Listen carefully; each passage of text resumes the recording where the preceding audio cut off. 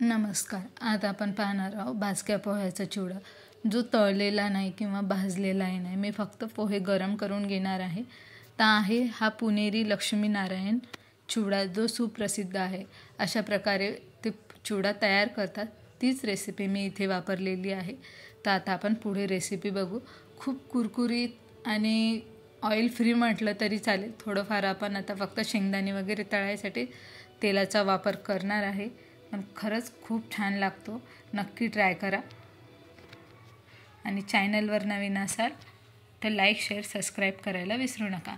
इथे मी 1 किलो भाजके पोहे घेतले, शेंगदाणे घेतले 1 वाटी भरून मोठ्या वाटीने, खोबरं किसून घेतलं, डाळवं घेतलं 1 वाटी भरून, मिरच्या घेतल्या. तुमच्या चवीनुसार तिखट मीठ तुम्ही ॲडजस्ट करू शकता. मीठ घेतलं. हा मी मसाला तयार केलेला आहे, चिवडा मसाला. हे कढीपत्ता आहे. आता आपण तेल गरम करून घेऊ. यामध्ये आपल्याला सर्व साहित्य ते एक एक करून तळून घ्यायचं आहे चांगलं. पूर्ण शेंगदाणे आपल्याला लाल होईपर्यंत तळून घ्यायचे. ते कसे समजायचे की बा हे तळल्या गेले, त्याचे साल पूर्ण निघतात थोडे थोडे, आणि शेंगदाणाही अर्धा अर्धा वेगळा वेगळा होतो. तर हे पोहे मी गरम करून घेतले होते पहिलेच. तो व्हिडिओ काढला नाही गेला. याच्यात काहीच टाकलं नाही, फक्त गरम करून घेतले, चाळून घेतले आणि गरम केले, बाकी काहीच नाही. आता हे शेंगदाणे झालेले आहे आपले. तर आता हे शेंगदाणे पण आपण आता यामध्ये टाकून घेऊ.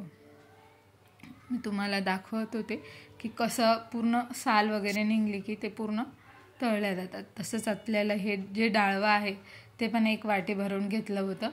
ते पण तेवढंच आपल्याला चांगलं तळून घ्यायचं. याचा कच्चेपणा नाही राहिला पाहिजेत, नाही तर खायला चांगलं नाही लागत. आता हे पण आपण काढून घेऊ. थोडंसं तेल जास्त आणि खोल कढई असेल तर या चाळणीतच तुम्ही डाळवं ठेवा. मी डायरेक्ट याच्यात टाकलं होतं. चाळणीत चमच्याने फिरवलं तरी चालेल, चांगलं तळलं जाईल. आता हे खोबरं आहे. हे खोबरं पण आपल्याला तळून घ्यायचं. खोबरं पूर्ण लाल होईपर्यंत तळून घ्यायचं. आता नवीन खोबरं आलेलं होतं, हे थोडं ओलं होतं, तर त्यामुळे हे थोडं जास्त तळून घेतलं मी, बघा तुम्ही. आणि हे नंतर मी ज्या वेळेस चिवड्यात टाकलं त्यावेळेस पूर्ण कुरकुरीत झालं होतं. कढईत टाकल्यावर ते नरम पडलं होतं.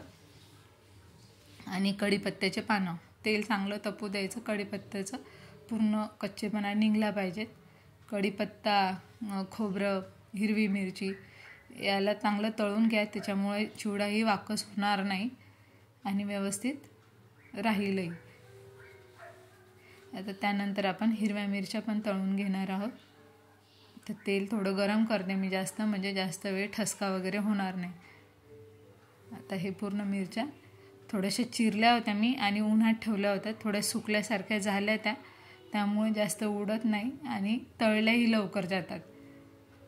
जो ओलेपणा असतो तो कमी होऊन जातो.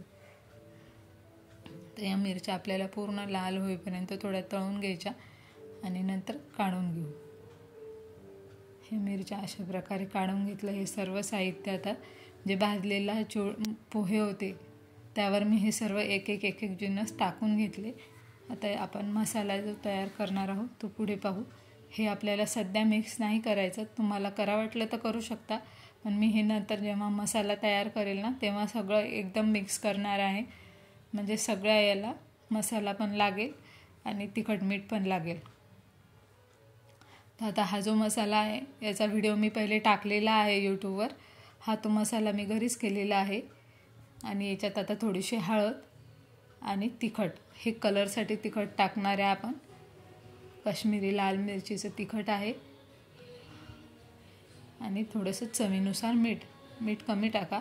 थोडंसं मसाल्यातही आपलं काळं मीठ वगैरे होतं.